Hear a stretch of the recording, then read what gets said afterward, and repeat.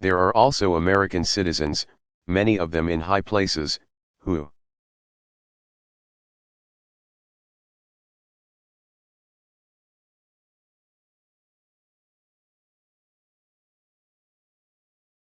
unwittingly in most cases, are aiding and abetting the work of these agents.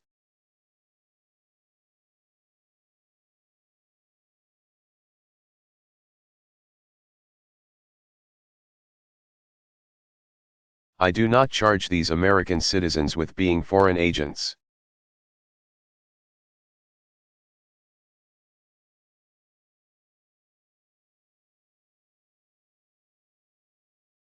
But I do charge them with doing exactly the kind of work that the dictators want done in the United States.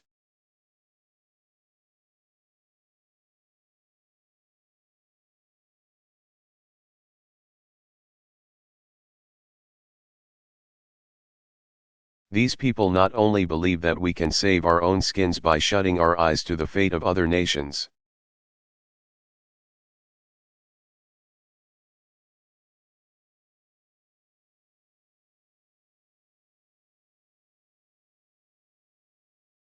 Some of them go much further than that.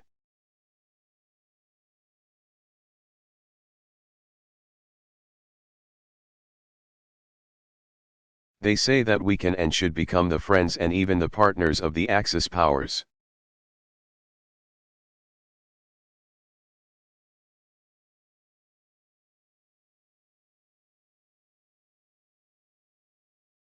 Some of them even suggest that we should imitate the methods of the dictatorships.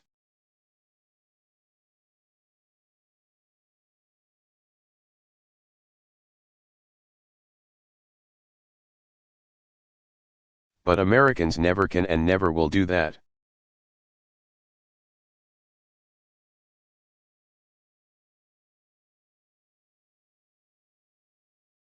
The experience of the past 2 years has proven beyond doubt that no nation can appease the Nazis.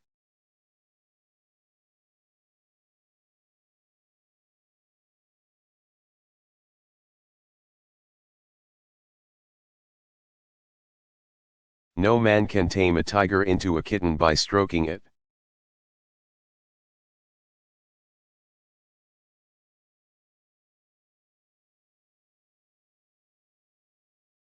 There can be no appeasement with ruthlessness.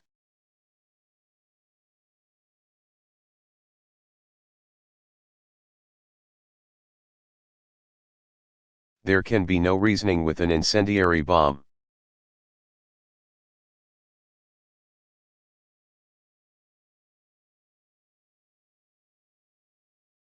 We know now that a nation can have peace with the Nazis only at the price of total surrender.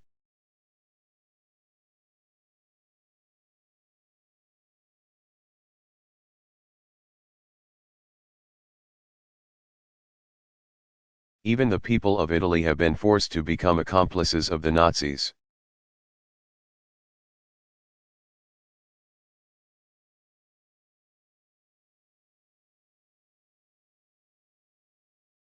But at this moment they do not know how soon they will be embraced to death by their allies.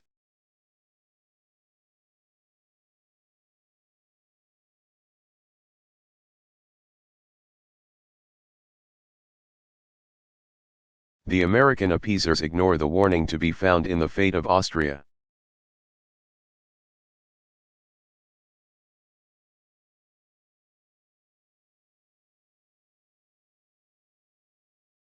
Czechoslovakia, Poland, Norway, Belgium, the Netherlands, Denmark, and France.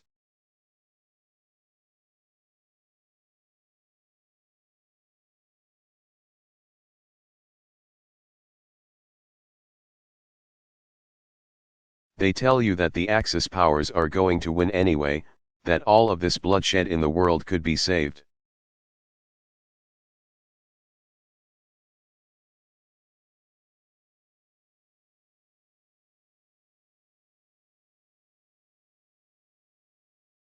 That the United States might just as well throw its influence into the scale of a dictated peace and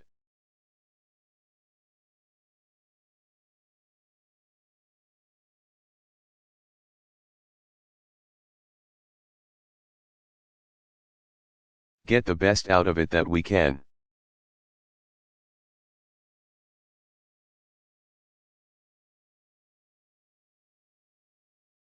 They call it a negotiated peace.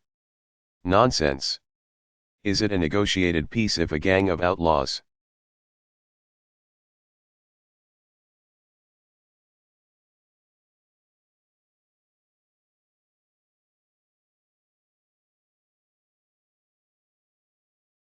surrounds your community and on threat of extermination makes you pay tribute to save your own skins?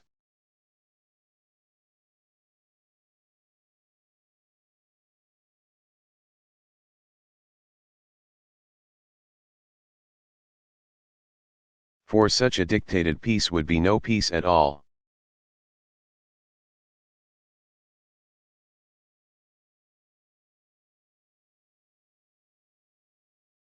It would be only another armistice.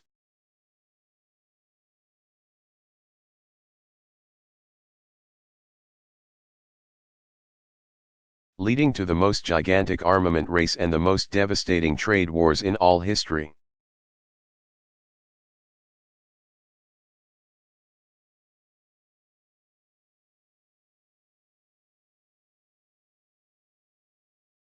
And in these contests the Americas would offer the only real resistance to the Axis power.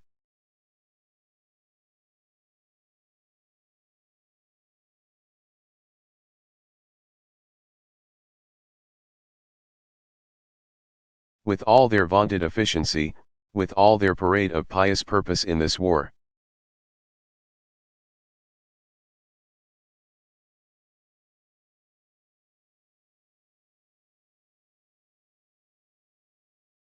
there are still in their background the concentration camp and the servants of God in chains.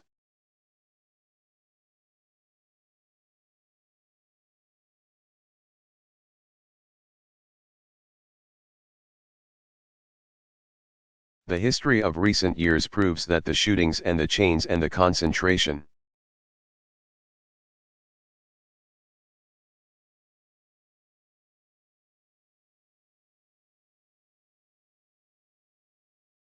camps are not simply the transient tools but the very altars of modern dictatorships.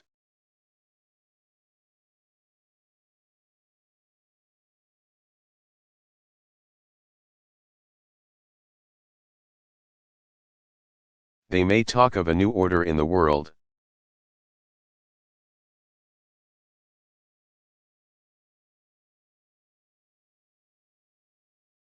But what they have in mind is only a revival of the oldest and the worst tyranny.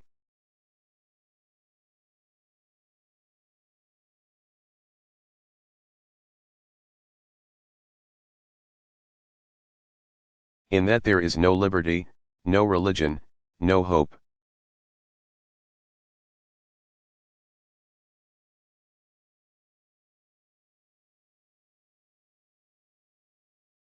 The proposed new order is the very opposite of a United States of Europe or a United States of Asia.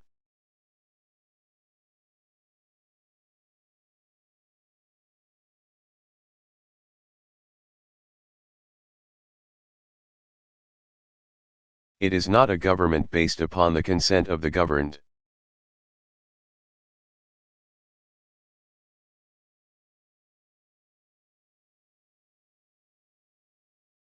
It is not a union of ordinary.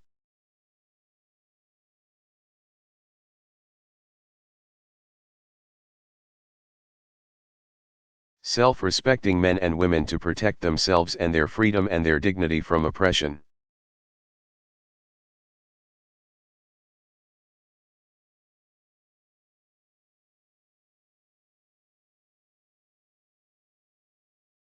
It is an unholy alliance of power and pelf to dominate and to enslave the human race.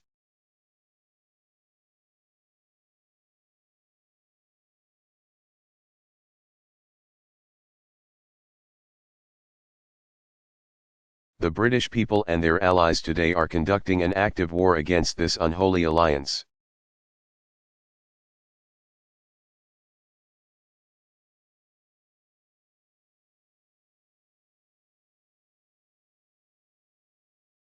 Our own future security is greatly dependent on the outcome of that fight.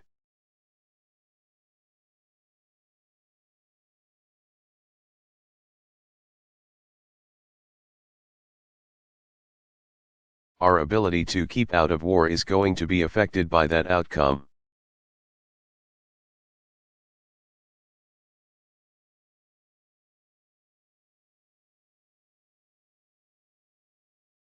Thinking in terms of today and tomorrow, I make the direct statement to the American people that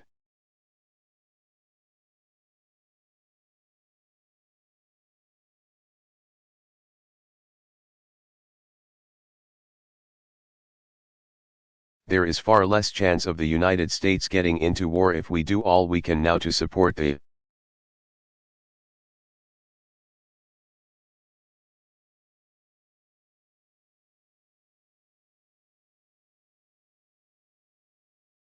nations defending themselves against attack by the Axis than if we acquiesce in their defeat.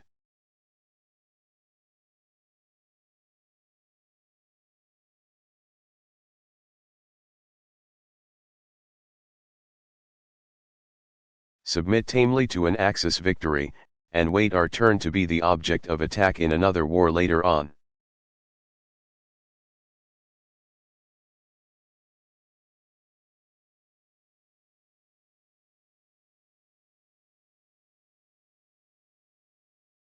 If we are to be completely honest with ourselves, we must admit that there is risk in any course we may take.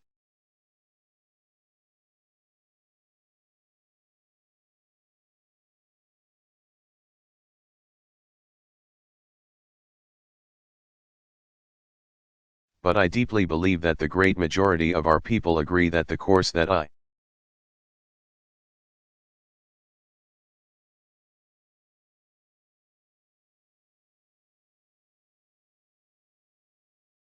advocate involves the least risk now and the greatest hope for world peace in the future.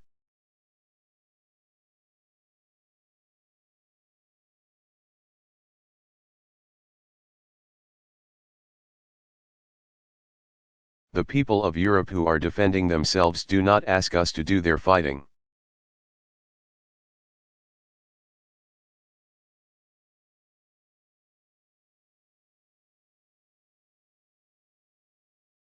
They ask us for the implements of war, the planes, the tanks, the guns.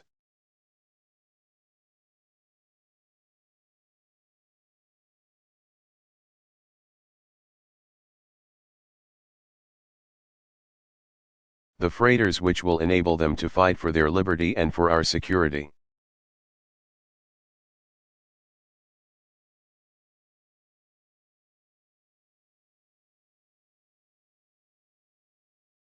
Emphatically, we must get these weapons to them, get them to them in sufficient volume and quickly enough.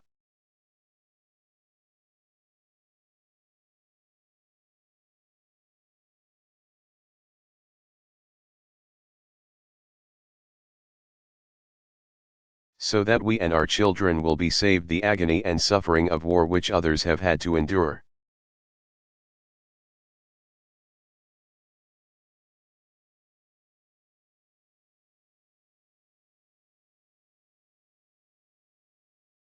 Let not the defeatists tell us that it is too late.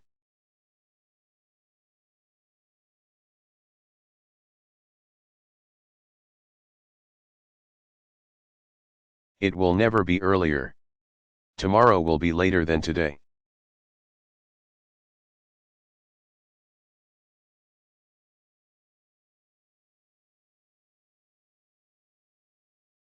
Certain facts are self-evident.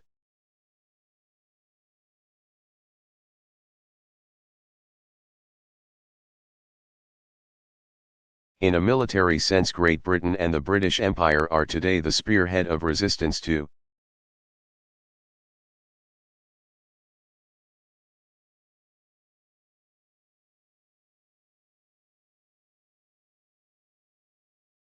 world conquest. And they are putting up a fight which will live forever in the story of human gallantry.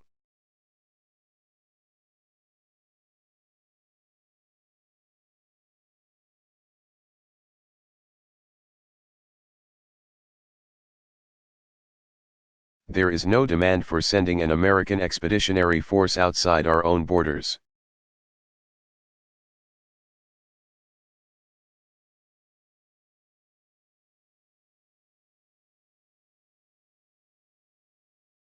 There is no intention by any member of your government to send such a force.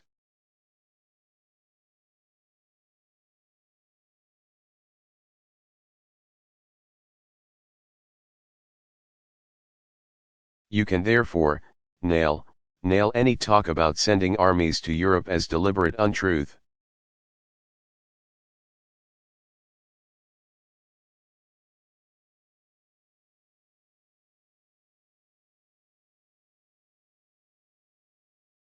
Our national policy is not directed toward war.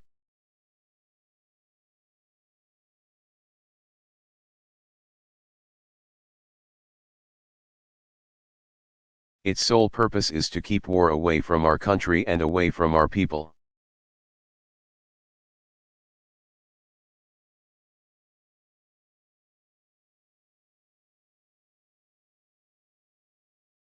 Democracy's fight against world conquest is being greatly aided, and must be more greatly aided.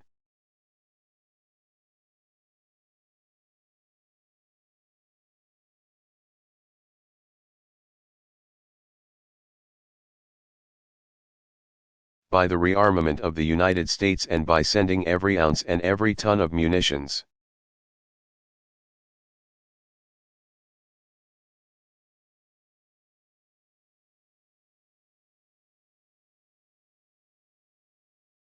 And supplies that we can possibly spare to help the defenders who are in the front lines.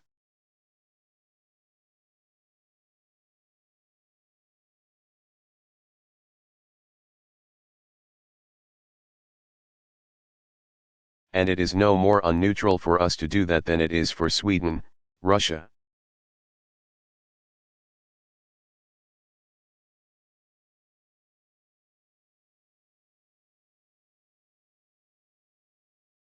And other nations near Germany to send steel and ore and oil and other war materials into Germany every day in the week.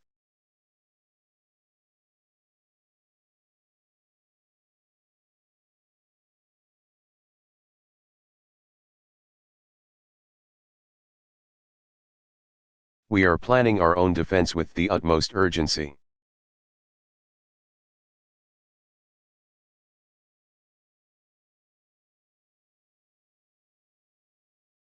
And in its vast scale we must integrate the war needs of Britain and the other free nations which are resisting aggression.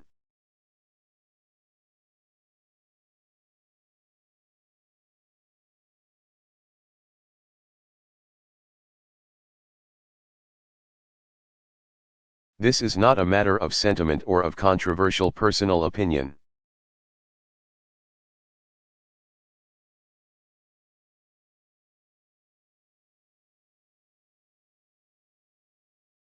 It is a matter of realistic, practical military policy.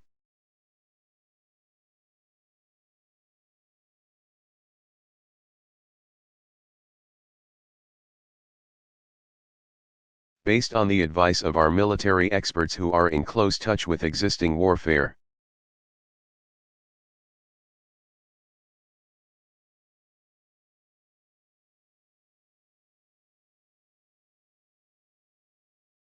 These military and naval experts and the members of the Congress and the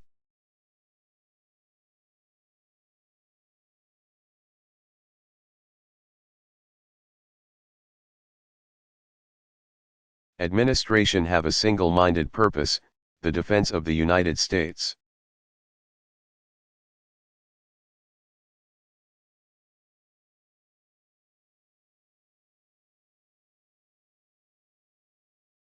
This nation is making a great effort to produce everything that is necessary in this emergency.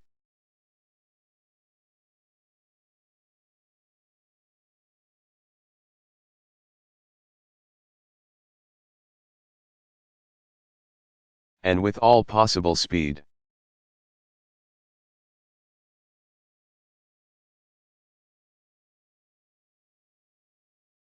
And this great effort requires great sacrifice.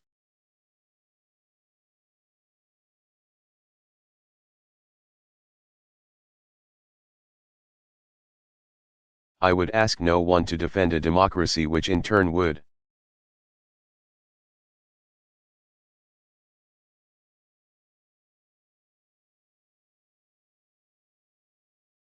not defend everyone in the nation against want and privation.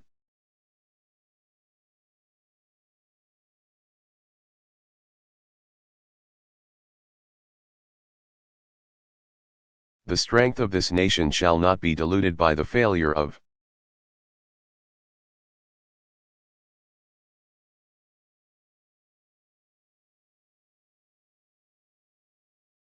the government to protect the economic well-being of its citizens.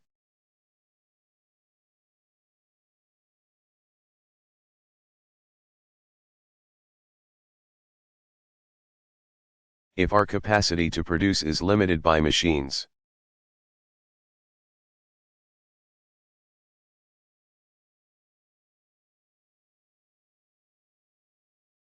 it must ever be remembered that these machines are operated by the skill and the stamina of the workers.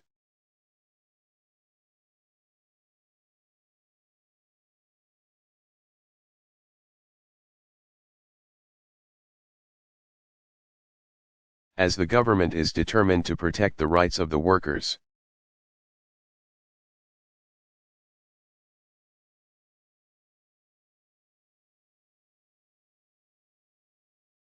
so the nation has a right to expect that the men who man the machines will discharge their full responsibilities to the urgent needs of defense.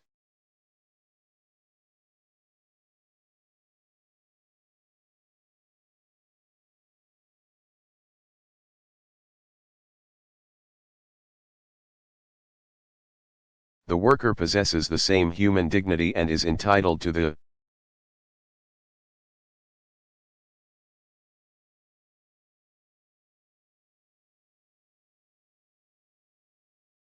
same security of position as the engineer or the manager or the owner.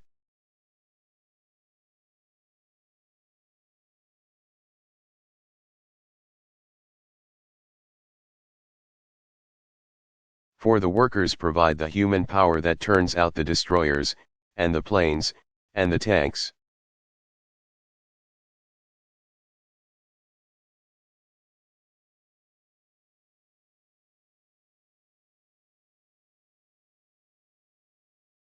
The nation expects our defense industries to continue operation without interruption by strikes or lockouts.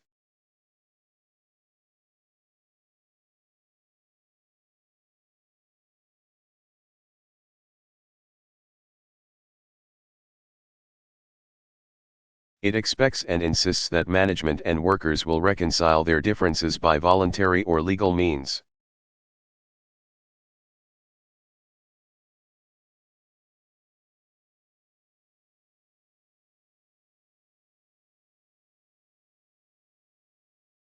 To continue to produce the supplies that are so sorely needed.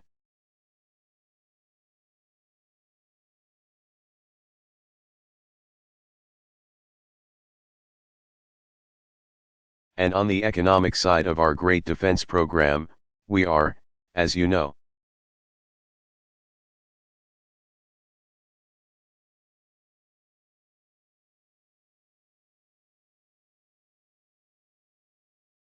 bending every effort to maintain stability of prices and with that the stability of the cost of living.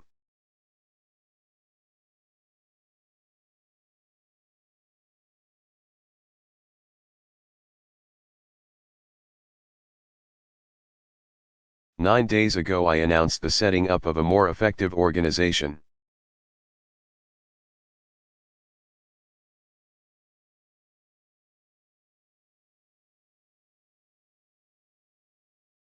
To direct our gigantic efforts to increase the production of munitions.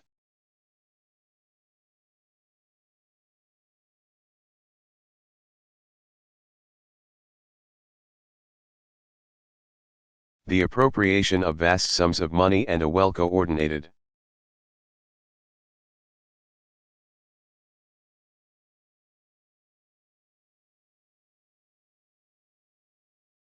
executive direction of our defense efforts are not in themselves enough.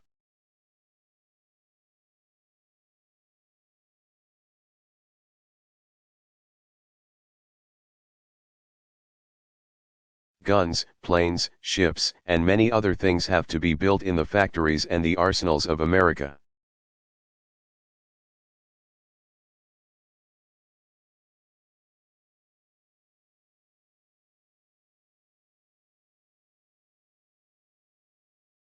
They have to be produced by workers and managers and engineers with the aid of machines.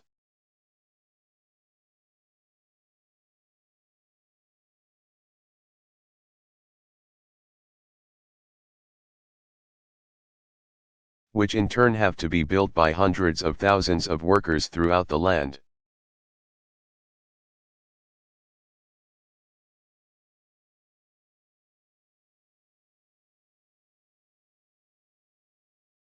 In this great work there has been splendid cooperation between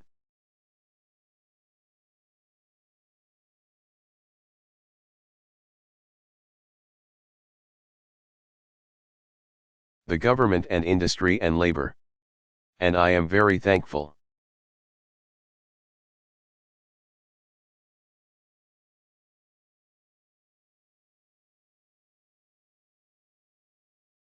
American industrial genius, unmatched throughout all the world in the solution of production problems.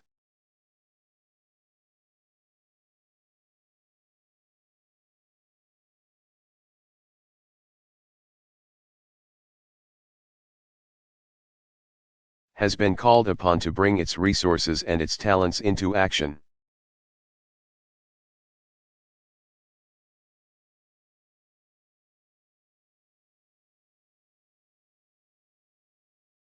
Manufacturers of watches, of farm implements, of linotypes and cash registers and automobiles.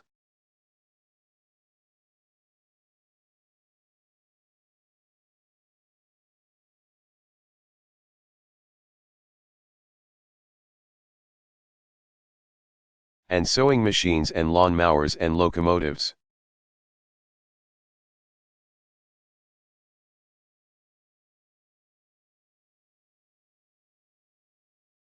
Are now making fuses and bomb packing crates and telescope mounts and shells and pistols and tanks.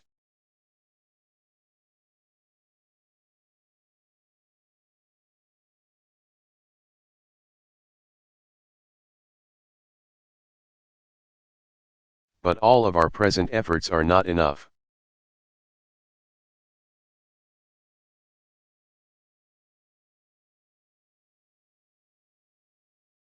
We must have more ships, more guns, more planes, more of everything.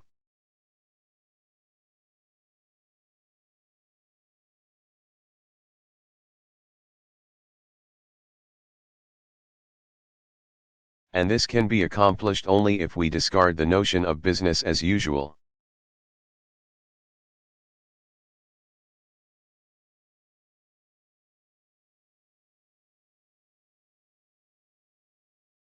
This job cannot be done merely by superimposing on the existing.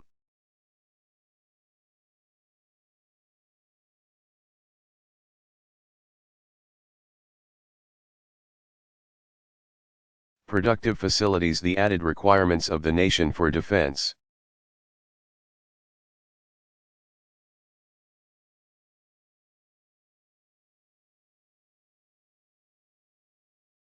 Our defense efforts must not be blocked by those who fear the future consequences of surplus plant capacity.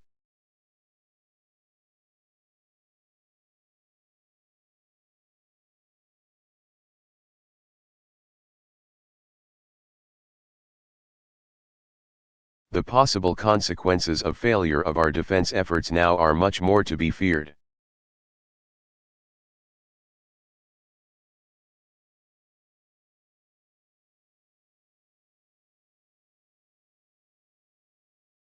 And after the present needs of our defense are past,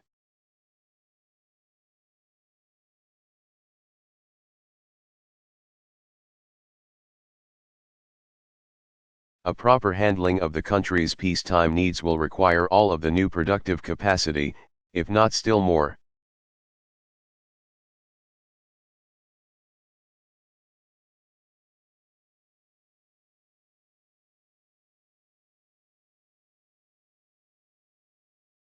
No pessimistic policy about the future of America shall delay the